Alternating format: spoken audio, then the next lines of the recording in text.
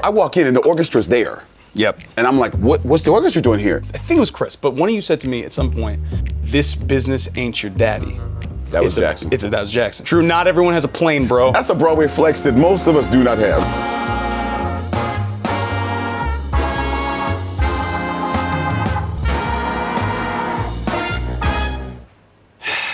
Hello, buddy. What's up, baby? How you doing, boy? Oh, I'm great, James. How are you? I'm doing very well, but we probably should let the people know who we are. I don't even know who I am. I'm Nick. I'm Nick Walker. I go here. James Monroe Iglehart. I also go here. What do you win right now? I don't even know. Bull Durham and Masquerade. Yes. Are the names of the shows. And what show are you doing? I'm doing And Juliet. You know what I think is funny? What? You're doing 2 shows right now. Don't talk about that. No, we're doing that. Let's just talk about the fact that, okay. Let's say, okay, we met in 2017. Yeah, doing a terrible show. Doing a show that nobody heard of because shows didn't last long. Hamilton. Presidents. But rapping American. Yeah, rapping in America. Americans. Rapping Americans. Yeah. At the time, I was Thomas Jefferson and Marquis de Lafayette, and you were? I was the understudy for Burr, Mulligan Madison, George Washington, and they were going to add a loft, Jeff. Yes. And then they said, get out of this building. And I said, great, I'm going on tour. Yes. And then you went on tour to be? Burr. Thank you. And we've known each other since then, and you have been a wonderful friend and a wonderful brother to me. But what's funny is when we first met, Nick loved to tease me about, even went on an internet spree to get his famous friends to talk mess about me. # no more jobs for James. Because James had 3 jobs at the time. I would like to point this out. Yes, James Hamilton, had 3 jobs. Freestyle Supreme and Yes. Hercules at the same time. Yes, I was doing 3 shows at the same time, 2 of them on Broadway. Not a humble brag, but a humble brag. I was doing Hamilton in the afternoon, then go to the booth and do Freestyle Supreme, then run back and do Hamilton that night, but also rehearsing Hercules. But what I find funny is Nick has not said a word about any of this now that he has 4 jobs. I need you to stop. Now that he has 4 jobs, now that he is a phantom, there have only been two official black phantoms in the world. The legendary, God rest his soul, Robert Guillaume, and the legendary Norm Lewis. And now, Kyle Sutcliffe and Nick Walker. So that's a phantom history. So we're talking about phantom history. He's in the history books. Done. Brand new show, lead of Bull Durham. Bam. He has also written his own television show, cartoon with Alex Brightman. Bam. And he has written his own musical. Bam. And he has not said one blessed word about the fact that he has 4 jobs, but spent 2 years of his whole career bothering me about jobs. You have said nothing. I'd like to talk about that. Let's discuss. Let's dive right in. What's it feel like to have to eat your words, oh young one? What does it feel like to bother an old person and tell them how bad their life is, and then turn around and have that life? Okay, and then have nothing to say. Time out. Let's really slow this down. I don't even know. I'm looking at all the cameras, so let's really slow this down. When I joined Hamilton, all right, I came in right at the Tonys, okay? That's true. And then James came in a little bit after that, and everyone was so excited because it's James, right? Oh my God, James Iglehart is coming to the building. Now, I knew James's cousin, Adrian. That's true. And she had told me, like, hey, you guys are basically the same person. And I was like, that's impossible. And I met him, and I was like, no, we're not, because we're the same person, except he has money. And so from that moment on, it was this like, well, I have to do something like he does, but I don't know how I'm going to do that because he's James and he's established his career in this persona and this energy. And when he walks in the building, everyone lights up and it's like Christmas every day. I didn't have that. My soul was doo-doo. I had doo-doo in my soul. So, I think that our friendship came out of that. The teasing came because nobody was holding this man accountable for like owning Broadway at the time, as though like that's a thing that you should, like monopolies are a thing we love now. It's not. Like there are kids. I said this in the video in 2017. I said there are kids coming out of CCM right now who will not be able to feed their families because James has already taken their freaking jobs. So like it's just absurd to me that like you call it me poking you when in fact you were destroying the Broadway economy single-handedly. What I find so interesting is how your perception is so self-centered.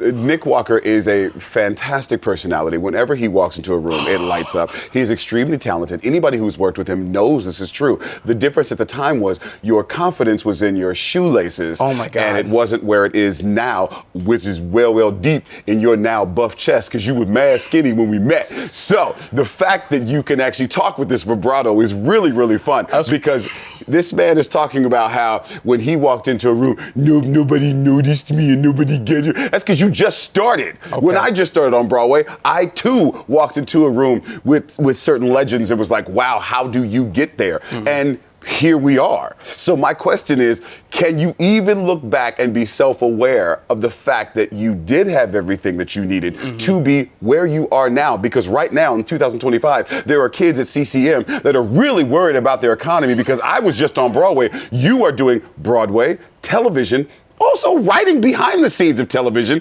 and you're writing for Broadway. So these poor kids don't think now that you could just be performers. They have to write their own show, write their own TV show, and star in two different shows. So what's supposed to happen to these poor kids that you're talking about? You know, I'll tell you where my humility comes from, is every time that I feel like I might be getting somewhere, I get a text from either you or Chris Jackson telling me how I ain't. Well, no. Chris will send you that. I always send you. Chris has a, this is Jackson, and we're going to get in trouble for this because he's going to see he's it. Absolutely he's going to see this and going to try to kill us. Yeah, he's going to kill us. Because he is the one of, like, young blood, stay in your place, where we are in a good big brother type of way. In a great Big brother type of way. We love it. Whereas I always look at you and I say, I know you're doing something. You're just too afraid to tell me because you're afraid of failure, and you feel like if you say it out loud, it's not going to happen. Tell me I'm wrong. Tell me I'm wrong. Don't ever get big brothers in this industry. Tell me I'm wrong. Just don't do it. Because here's the problem: is when you have people who know you, right, and you're trying to do like these public-facing things, and they say some like real deep stuff like that, and then you have to recover and figure out like, okay, how do I keep this professional? No, you're right, James. You're absolutely right. The only reason why I know I'm right is because I go through the same thing. You act like being on Broadway or being a lead in a show takes away your imposter syndrome. It doesn't. It just makes it worse. No. Well, it just makes it worse. That's a question for you. Do you now, where you are at in your career, because obviously you have built something super, I mean, it will never be forgotten, right? Like you are bordering on that word icon, and I say that not as your little brother, but as someone who truly just like looks up to you. Thank you. Do you feel at this moment that even though the imposter syndrome hasn't gone away, do you at least have tools with which to know what to do with it? Yes. Like when you're up there. Yes. Yeah. Yeah. When you're younger, you have no idea what to say, what to think. Now you look back on your successes and you look back on your failures and realize that you've gotten through your failures. You're still okay. You didn't die. The world didn't crumble. The ground didn't, open up and swallow you whole. So right as you have that thought of, oh my God, this isn't going to work, something goes, okay, come on, is it really not going to work, or are you just catastrophizing? Are you just looking at the situation and not in a realistic moment? You have now made it, my wife likes to call it going to rainbow. It's like the situation is just blue and you have now gone to rainbow. Sure. So are you going to rainbow? Is the situation just blue? Or have you like completely jumped off the deep end and looking for Lucky Charms? Where are you at? And you have to bring yourself back and go, it's going to be okay. It's going to be fine. If something happens where you miss a line or you mess up something, is the world going to crumble? No. Will the audience know? No. If you mess up this audition, your life's not over. It just means that this door is not for you. The door closed, it's for somebody else. Thank the Lord for them. They're going to have a great time, and some other door is for you. The imposter syndrome doesn't go away. You just have tools that let you know, look, relax, breathe. Instead of hyperventilating and going, everything's going to be awful, you go, chill out, take a moment, take a beat, count to 10, go. Yeah. That's the only difference. Everything else is still the same. You're still the same kid who's hoping everyone likes you, but now at 51, you realize, no, everybody ain't gonna like me, and gosh, like some of those people I don't like, and I don't want them to like me, so it's okay if they don't. Yeah. You know what I mean? It's that's really the only difference. But let me ask you this, right? Because I think part of what you're talking about is is the knowledge of self. Yes. Right. The ability to like come into a situation and be like, I know what my boundaries, I know what my parameters are. I know that I treat people with kindness, and therefore, like, really, as long as I'm being honest and kind, like, I don't have much to worry about. Do you find, however, working in an industry that, like, again, we have given our lives to the entertainment industry, by its inherently, the thing that we love will never love us like we love it. So in terms of that kindness that you give, do you ever get tired from it? No. Okay. I do not, because I realized that what I started out looking for in this business, I already had.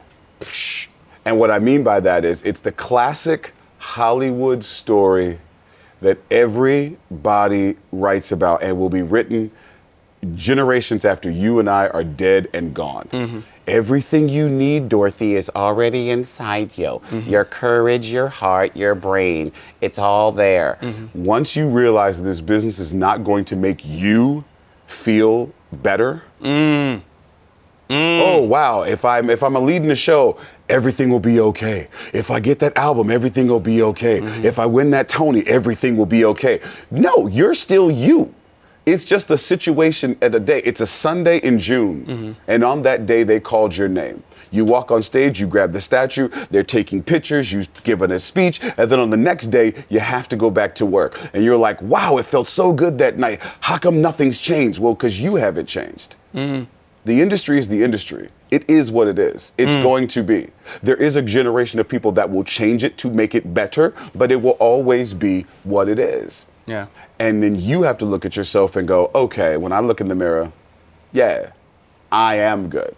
I am good on my own. And you have to do it every day. It doesn't just stop. Yeah. It's an everyday thing of saying, I am okay with just being the person I am. I don't need to have better abs. I don't need to look on Instagram and say, oh, look what he's doing. Look what he's doing. Look what he's doing. I don't need to do that. I need to just focus on me and be okay with me. And that is hard. It's so hard. It's hard. Because it never, I think that's the thing that I'm still getting used to at this place is like, we have been trained that it is never enough, right? Yeah. Like that is just what capitalism wants and what commerce wants is for us to feel like we haven't done it yet. So like you get to this place, and I remember, I forget if it was you or Chris, but one of you said, well, I think it was Chris, but one of you said to me at some point, the thing that like I keep coming back to when I think about things like this, I was in a really low place, and one of y'all, I think Chris said to me, I'm gonna say something harsh to you, this business ain't your daddy. That was Jackson. That was Jackson. It's a business. Yep. And like that was such a slap in the face moment because it was like, oh yeah, I'm chasing affirmation from this thing that will never happen. Because what's funny is you do get affirmation. Yeah. But why isn't the affirmation you're getting on the outside enough? Yeah. The people stand up. Okay, you have a moment I haven't even seen the show, but I've seen the clips, and it is hilarious. You have a moment where you improv in Bull Durham. In They Bull Durham. do that. And I think it's great. I think it's fantastic. I'm so proud of you about that. And the people lose their mind every night because they never know what you're going to say. Your cast admires you for the stupid things you say, and they have to keep it together. They hate you and love you at the same time because they know that they're going to be like, oh gosh, how long is this going to take? And the people go crazy, and you look out there, and there's that adoration immediately. But then it dissipates. It's gone. And then what happens when you realize all the adoration you're looking for has happened? You were Burr. You were the lead in Ain't You Proud. These claps, those applause have come. The adoration that makes you feel whole is the adoration from yourself. The thing we're chasing happens every night. Yeah. It happens every night.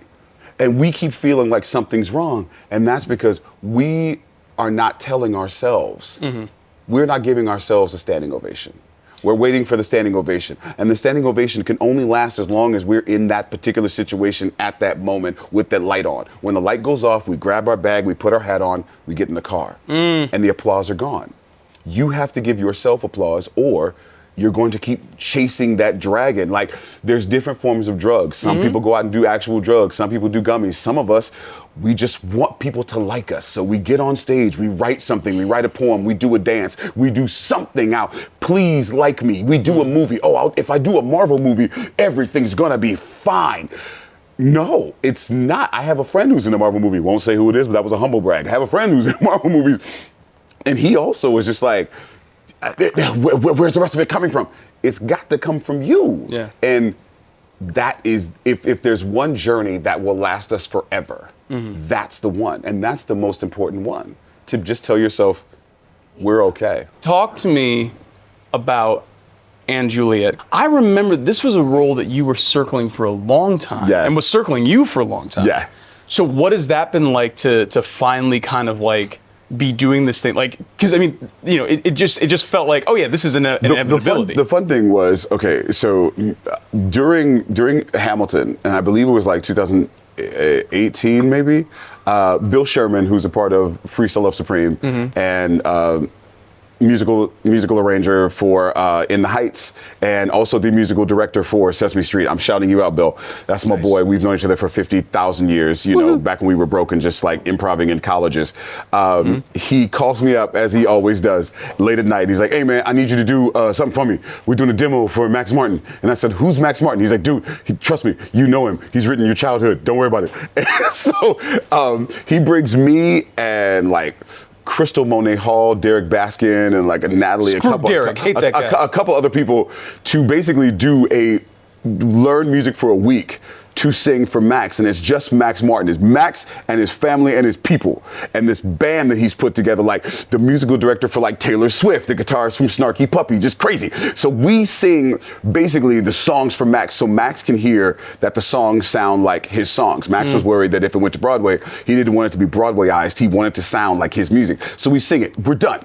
It's great. Awesome. I'm like, what a great experience. Great. Then a couple years later, auditions come up, and I remember we're auditioning. We were auditioning. Yes, you were auditioning for Shakespeare, and I was auditioning for Lance. Yep. We get all the way down to the last two dudes, and it's me and Paolo. Of course. And of course they went with Paolo, and I was like, totally understand. It's like I always say, well, that door wasn't for me. Great. Yeah. So I go to London. I'm doing some project out in London. I see the show. It's great. I meet the creative team. We have a great time, and I'm like, great. I had my moment. I got my Andrew moment just to see it. Yeah.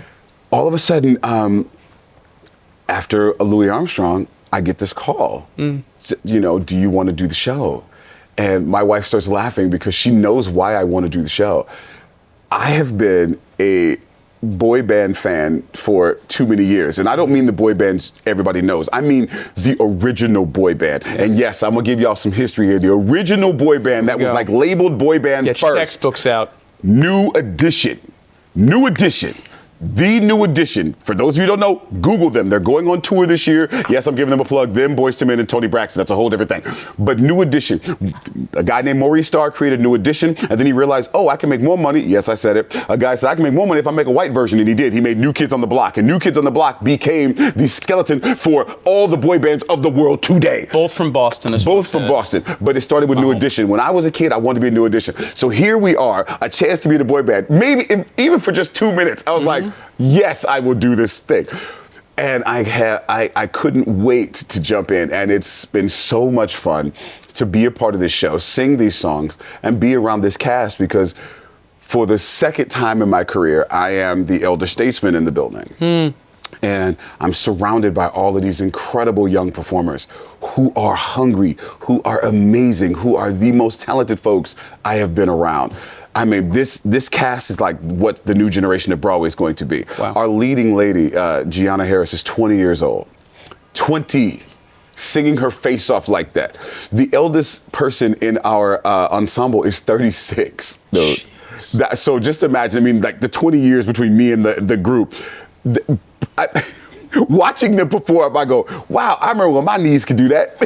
It's like, crazy. And then when I do things, they look at me like, yeah, but we thought you were only 40. I was like, oof, thank God black don't crack. No, baby, I'm 51. And so, seriously, so I am having the best time singing this music and watching all of those people. That's another thing. Watching people my age listen to this music and like jam out. It's really fun. Oh, I'm sure. And like there's like a Friday through Wednesday, Thursday through Sunday. Yeah. The ladies who come and see the show. I don't want to hear this part. All I'm going to say is this. The young people say stuff to the young people, but the ladies, you know what age you are. You from 37 and up, the things you say to me as Lance are inappropriate. Sorry. But there's an age where ladies just do not care anymore. And they That's just great. say crap. And That's great. I was for like, you. yeah, it is. Let me ask you a question. Has Drew taken you in his plane yet? No, Drew is not taking me on his plane yet. We haven't had time. Drew plays Shakespeare. Drew is amazing. Drew Gehling. He plays Shakespeare. Drew he is not. flies planes. Drew flies planes. And Drew, he says it like it's normal. He's It's like, yeah, I'm he was on my I was plane. like, hey, where were you yesterday? I flew my wife to this place and I dropped her off and I came back. I was like, you act like that's like normal fine. people have It's a planes. normal, casual Like thing. normal people have a plane. Drew, not everyone has a plane, bro. Dude. That's crazy information. Now that's a Broadway flex that most of us do not have. Most of us do I'm not never have. going to fly. That's insane. I have to Literally. be at work on Tuesday. Right. Like No, but he flies into work I know he on does. Tuesday. Just make him a landing pad. He's You know like, what I yeah, mean? just fly right off 43rd and just walk in the theater. Like a freaking So savage. then my question to you is, Yes. how do you balance the different styles between Phantom of the Opera and Bull Durham? You are singing in two completely different ways, using completely different muscles. How are you doing that and not dying and your body thinking you're schizophrenic? Well, James, I don't know if you noticed, I have this little thing. It's called ADHD. So it allows me to kind of toggle between two things. I'm medicated for it. Medicine. No, but seriously, I like your generation had medicine. My generation was sit down and study. it's like study. God damn it, Sit down. Yeah, no, it's really we gotta fix your generation. I'm kidding. No, seriously, my generation like, no, we're fine. We're fine. We're doing fine. It's all fine. We're fine. We have podcasts. We don't need medicine. Fine. No, it's please go see a therapist. Everyone, but no, Especially black people. Especially Please see a black people. therapist. We have some serious trauma. We need to talk to people. We actually need to black talk to males. Y'all need to talk to somebody. We I'm know. not even joking. It's not a we joke. have some serious. This is not a joke. Please go talk It to sounds someone. funny. This is not a joke. Get health insurance by Really. any means necessary. Talk to someone. Anyway. About what your dad said to you. And what your mom said to you. your mama said to and when you went and when your cousins bullied you and now you too buff and you don't know why. Stop it. See how You've just been you've been lifting weights. You know what? Any big buff brother you see went through some trauma. There's a reason, especially if he's short. If he's short and he buff, he went through some trauma. That was so fun. Anyway, no. All the short buff brothers gonna be like, that's not true. James Iglehart hates short buff people. I don't hate you. I just know you probably need to talk to somebody. No, here's what I'll say. So it's like what I love about specifically Bull Durham versus Masquerade is it's like two sides of my brain.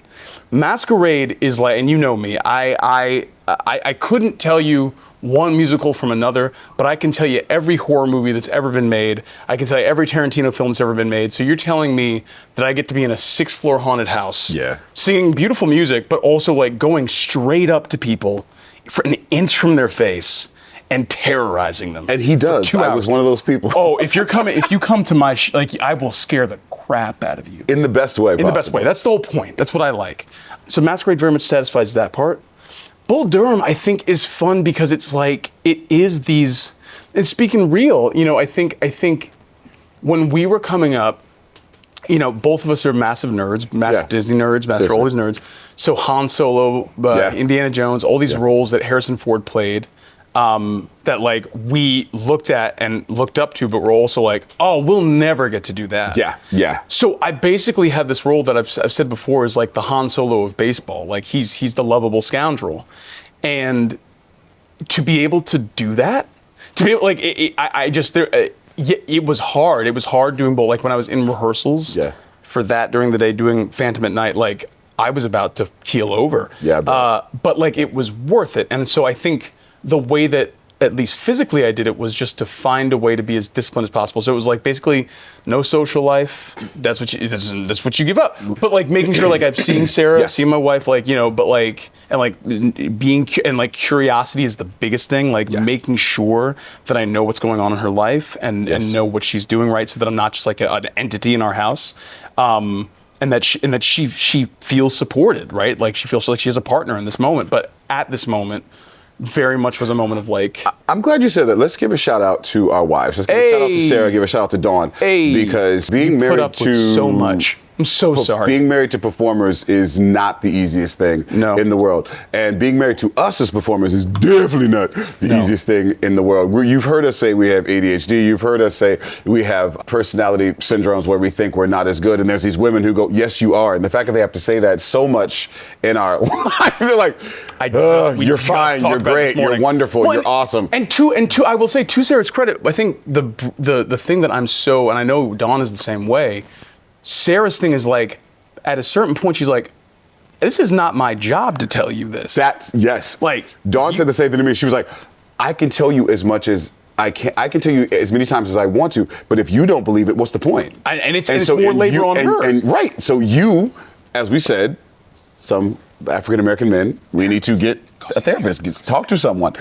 So your wives won't have to, so they can just be wives and be your partners. Just be, human beings. But I will say, I will never forget, and I will always talk about it if I can, the early years of my wife being the breadwinner. And not that there's a whole, shifting America of like the male being the breadwinner, whatever. But, my generation was that. It was like, the song, the songs from the 90s, ain't nothing going on but the rent. Got to have a J-O-B if you want to be with me. Women were like, you got to have a J-O-B, you want to be with me. So I'm coming from that generation where I realized that that's not a realistic thing. Marriage, realistic thing of the man being the man and being the breadwinner. No, that's not, it can be, but it doesn't have to be. It's fine if you are okay with yourself, your wife could be the breadwinner and you can take care of the house when things are going. It all depends on what your situation is. And there was a moment where my wife was taking care of everything while I was trying to make it in this business. And I don't know I know where I'd be. I wouldn't be here if it wasn't for her. And so I thank the Lord for my beautiful wife, Dawn, who I've been married to coming up January 2026, will be 24 years. Hey. That woman, she is the backbone of everything. My head was in the clouds, her feet were on the ground because she's a scientist. And so she would look at me and go, you want to do this? Okay, how can we do this? Don't go to Rainbow. How can we realistically make this happen? There's something about having a partner with you that just kind of grounds you and lets you know everything's going to be okay, and also stop tripping. Well, and also the balance of a person, that's what I think is special about these two women, is the balance of a person who's going to challenge you, yes, but is also not going to wait for you. No. You better catch up. Yeah, but here are the tools to catch up. Come with me. But come with me. Don't, yeah. Right, it's not like we're sitting here like I'm going to, cheerleader you into it. It's like, no. Like, this is where the bar is, and you're a grown man. So I remember I had done this project, and I went to rehearsal the first day and totally just jacked it up. And I mean, to the point where I went into the vomitorium and called my wife crying, like just losing my mind. I was doing Porgy and Bess in Oakland. Jesus. And I didn't realize that opera singers know the music coming in. Yep. So I'm thinking we're doing like musical theater where like they plunk it out for you. I walked in and the orchestra's there. Yep. And I'm like, what's the orchestra doing here? And I don't know the music because I don't read that well. Yeah. Oh, I don't read it. And my wife, she tells me, she goes, okay, get through the night, come home. I get home, I'm just crying, and she looks at me, she goes, okay, I've given you from Oakland all the way to Hayward to cry. I have given you a few hours here at home. Now the question is, what are you going to do? What are you going to do? Are you going to die? Are you going to die? Or are you going to do something? What are you going to do? And I was like, babe, I'm going through something. She goes, I know, but the show is on Friday. So what are you going to do? And you talk about having to suck it up and like just do it. But the fact that she's like that with me, it makes me laugh now. And now she says, she told me, she goes, you don't even need me to say that anymore. You just do it. I'm like, isn't that what you asked for? She goes, yeah, but I want to say something. I was like, babe, you do say things to me. I said, but you taught me how to do this. The gift of someone who can inspire you to be better. Yes. That is a gift, right? That is not I think that's the mistake that a lot of people make, is they think that's the given. They think that's the thing that's just like expected. It's like, no, actually, that's a privilege that you have somebody I always try to I try to, walk that fine line of what to say and what not to say. So I'll say it in two ways. I will say it is wonderful to have a strong partner, but I will say, and let the chips fall where they may, for a straight man, there is nothing like having a strong woman next to you. There is nothing like having a strong woman next to you, because there are experiences that women go through in this world that we as men will never understand. And they have to have a strength that we guys will never understand. And the fact that they could be that strong in their own journey and then have enough strength to pump you up, that's a whole thing. So yes, I said it. I'm talking about straightness right now. I just don't. I know when you say stuff like that nowadays, people go, well, what about other partners? You need a strong partner in your life if you're going to have a partner. But for a straight man, whenever I see straight dudes with, I want my woman to listen to me. I'm like, then go someplace. Go someplace else. Don't talk to me. You need a partner that's going to be there for you. If you want to, that's a partner. That's a partner. And that means that you got to come up too. Yeah, you have to. Yeah. Because women already have to come up. They already have a mountain to climb. So when they're with you, they're like, well, I can't climb your mountain. I can't pick you on my back. I'm already on a mountain. I'm already on a mountain. We could talk about this all day. The fun also thing to circle back to having a partner. Yeah. Having friends in this business is great. And I will admit, begrudgingly, it's happening. Nick Walker. Everyone pay attention. Is a really good friend of mine. A really good friend. When we'll peel behind the curtain, when you see us poke each other or do stupid things to each other online, it's fake. It's somewhat real, but it's fake. It's a kayfabe. It's a kayfabe, for you wrestling fans out there. But we do love each other. This is my little brother here, man. For real. I would not have made it in this industry without this man. So I will say that once. I'll never say it again. You'll never hear. And if you think I said it, I lied. Anyway, rapid fire. Yes, right. We have to do that. What are the questions? What's the best audience reaction that you've had lately? What's best audience reaction? Best audience reaction lately. We just finished Boy Band and somebody screamed up, "Can I take him home?" And I looked up and said, "No, he must stay here." Nice. Good. I love that. My best audience reaction lately, I called in the improv moment. It's a bunch of insult. I get to improv insults. Yes. And I called Benny Elledge a sweet, succulent plum. And what was great about it was that, I've been doing these insults that are all, genitalia based and terrible.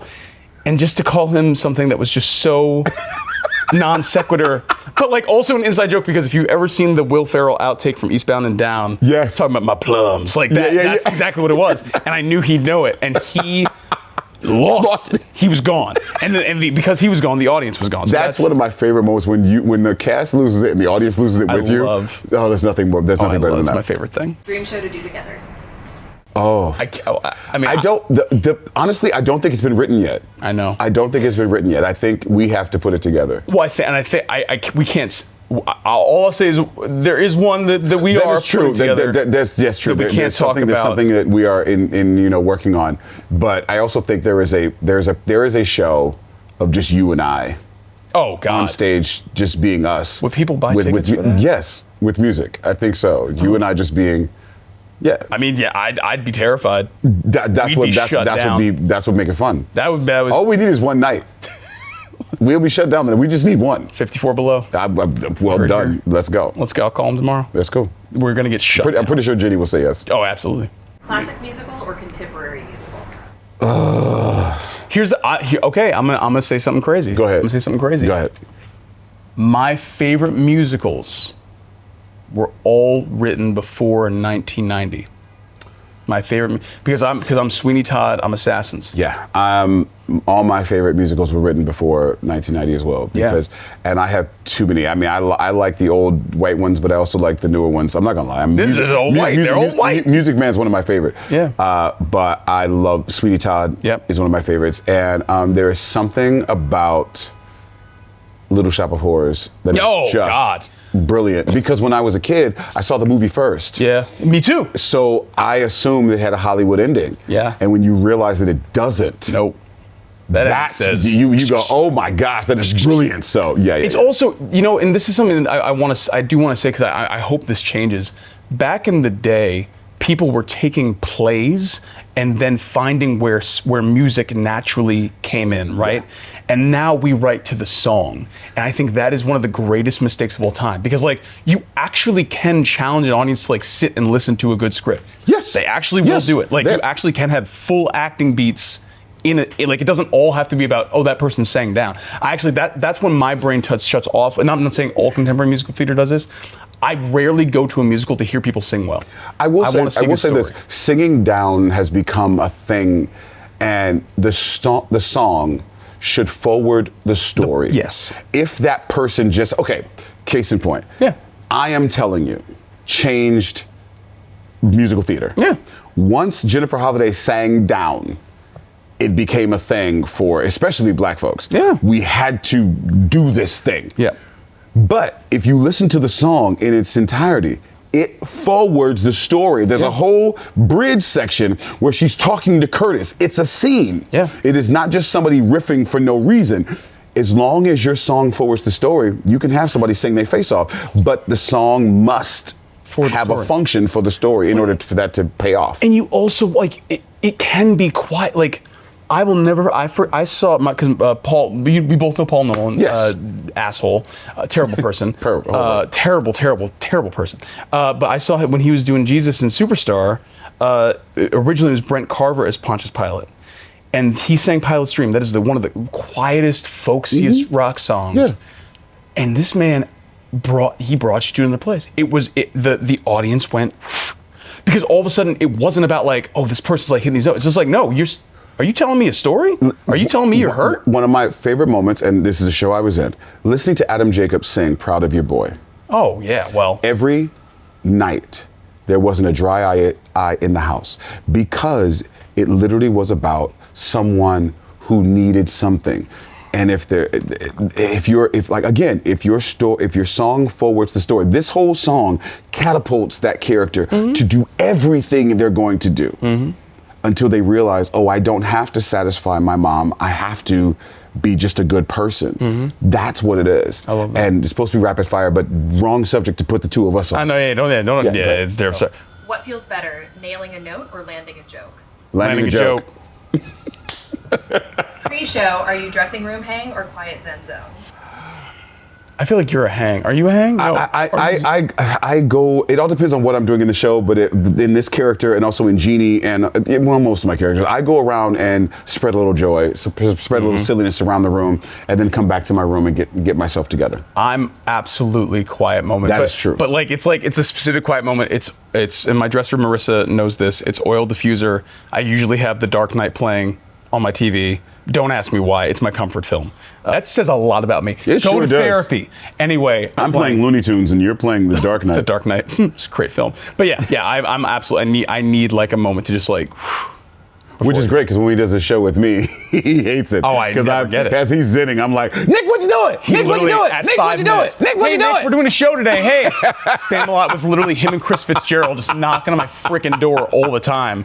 Well, because you can't watch The Dark Knight and do Spamalot, you dingbat. You have to be funny. Oh my God. What's better, originating a role or reviving an iconic role? Originating a role. Originating a role, and you've had way more experience than me than I have. But like, there is just, I think what happens, especially in theater, right, is because I know it's rapid fire. I'm so sorry, but I just want to say this because there is that audience expectation that you have to beat. Yes. And so you never feel quite free to just like figure it out for yourself. Like you know that they have this person in their mind, and when you just want to do your own thing, and then they're going to line it up against what that other person did. So yeah. But there are roles that are classic roles that you can step into and do your own way because they're classic. Yeah. If you step in in a new show, that's the hard part. Yeah. But I like originating a role because I like just stepping into it in like the playground we get to play. This is who we are. Yeah. Do either of you have a bucket list role that you haven't gotten to do yet? Your bucket list role. My bucket list role. What is your bucket list role? It's one I write for myself. Quite honestly, it's I want the freedom to do exactly what I want to do on a stage, and so there are roles that I don't always write for myself, but there are roles that I write that are like, yeah, I've always wanted to do this thing, but it has like I'm getting to a place, and this is not jaded. It's just like the older I get, the less patience I have for other people's stories. I'm like, because it's their stories. And I'm like, I have something I want to say. So I think that's my bucket list, is just to all the roles that are in my head that like are amalgamations of Aaron the Moore and of Sweeney Todd and of all these things that I grew up loving. Like I want that. Also, at some point, the Joker. Obviously. No. I had a list of roles I wanted to do, and I got to either play them or play equivalents to them. And now, when I get to play a role, it's just icing on the cake. Right now, I really want to direct. I really want to get behind the table and create the stories that people see and watch other amazing young talent play these roles, either that are original, if the show is original I'm directing, or a revival of something. That's the plan. That's awesome. And I'm always going to be a performer. I love the spotlight. So if there's a role that's for me, it'll come to me and I'll play it. I'll discuss it with my wife as I do everything and do it. But as of right now, no, there's no bucket list role anymore. I get that. That's lovely. Yeah. Well, I think the next section is gratitude, and I will say, I am grateful for you. Grateful for you. I'm very grateful for you. I said I wouldn't be here without you, and it is so. As I've gotten into this new place in my career, which does feel like, I do have some leverage. Like people do kind of know what I do. I hope you know how much you modeled for me. I hope you understand that it truly is that thing of what would James do? Whether if it's a negotiation of a contract, if it's just figuring out how to coexist in a building. It's just it often is what would James do. So I hope you know that the role model you set is burned into my mind. Thank you. I will say I am extremely grateful for you. You have been a wonderful soundboard for many years to talk about things, just about professionally, but also personally as well. And I love you as a brother. I think you're wonderful, and I am totally grateful that I get to be here to see you come into your own, the person that me and your other big brothers have always said you were going to be, even when you didn't believe us.